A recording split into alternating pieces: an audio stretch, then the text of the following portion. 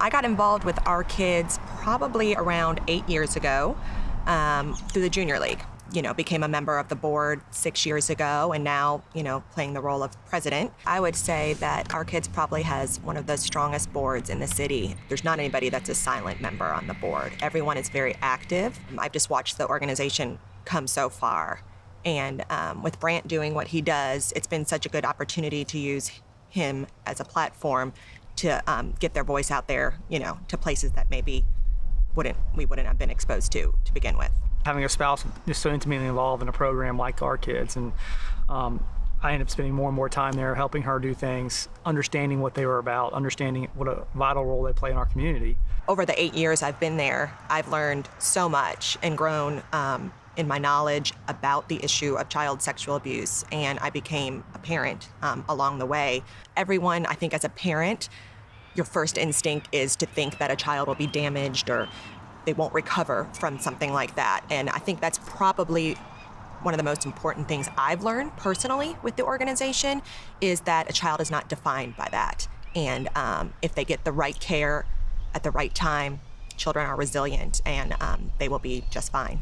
When a child goes through something like this, the initial reaction is for the child to blame themselves, say it's my fault that this happened. I never had experience with it before that. I didn't know much about it, and having an organization like Our Kids sitting there with the parents, with the caregivers, saying, "This is not your fault. This happened. We're going to help you get by it." You want to have somebody in your corner who knows what this looks like, how you get past it, how you help heal the family, help heal the child. These people are professionals at what they do. They deal with this on a daily basis. They understand how personal this is for each and every kid that goes through this, and help you through that and do it with love and compassion. And that's hard not to get yourself behind and want to help those people, because they are so passionate about trying to help kids and help families get through this. It happens across all socioeconomic status.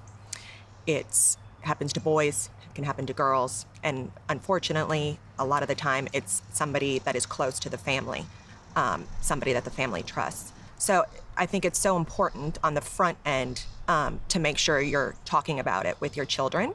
I asked a few questions and found out that I would have handled it completely wrong, basically. So we kind of went to the staff at Our Kids, and they created a pamphlet. The name is How to Talk to Your Child About Child Sexual Abuse. And we have gotten it to schools, pediatricians. It's on the website.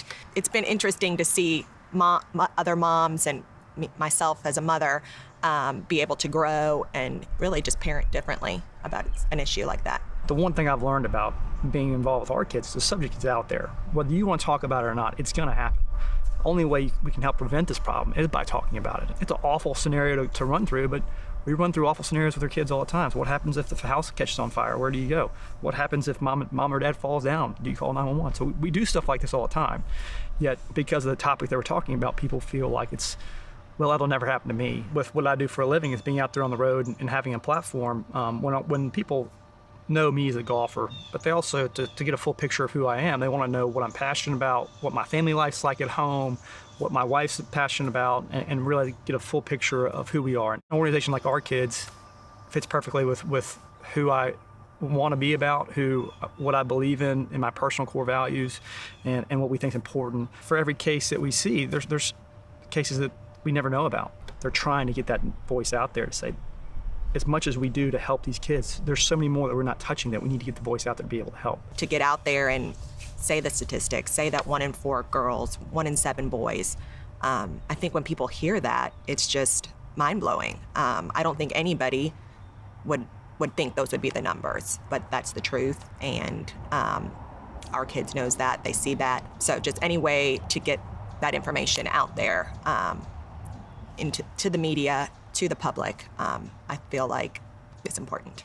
I think that it all changed for me really when I went and took my first tour of Our Kids and got to see the facility and see the social workers, the nurse practitioners, and all the people that work there. And they strive to help every person that walks through that door. You're talking about 24/7, 365 days a year. Our Kids is small, but it's mighty, and we don't have that opportunity for people to get the photo ops with children, obviously because of the issue that we're dealing with. So I think it's even more important to get our voice out there so that people can understand, just because there's not pictures of, the children that we help, That doesn't mean it's not occurring. It's occurring, and everyone needs to be aware of that. And instead of backing down, use your voice to, stand tall for these children. I think the one thing that I can lend is my voice, is my name, my platform. And I think the one thing that Mandy does a great job of is being passionate about it. We try to do stuff together as a family, and this is something that's so special for her that it got me involved with it, and now I'm all in 100% with it too. I am Mandy Snedeker, and I am president of the board at Our Kids. I am Brant Snedeker. I am the husband of the president of the board at Our Kids, but also a PGA Tour golfer.